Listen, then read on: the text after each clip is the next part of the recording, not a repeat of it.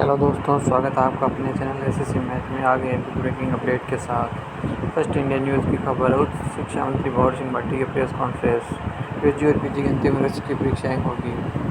प्रदेश की यूनिवर्सिटी की परीक्षाओं को लेकर प्रेस कॉन्फ्रेंस थी, जिसके अंदर डिसीजन लिए गए कि यूजी और पीजी की अंतिम वर्ष की परीक्षाएं होगी। बाकी फर्स्ट ईयर सेकेंड ईयर को प्रमोट किया जाएगा। फर्स्ट ईयर को प्रमोट 12वीं के अंक के आधार पर किया जाएगा और परीक्षा होगी जुलाई में।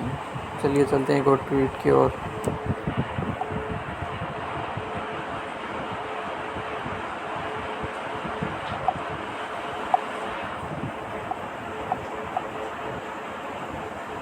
प्रदेश के विश्वविद्यालय परीक्षा पर फैसला। अंतिम वर्ष के विद्यार्थियों की होगी परीक्षा। प्रथम वर्ष के विद्यार्थियों को 12वीं के अंक के आधार पर किया जाएगा प्रमोट। जुलाई माह में होगी अंतिम वर्ष की परीक्षाएं। अगर आपको न्यूज़ अच्छी लगी तो चैनल को subscribe. Thank you so much.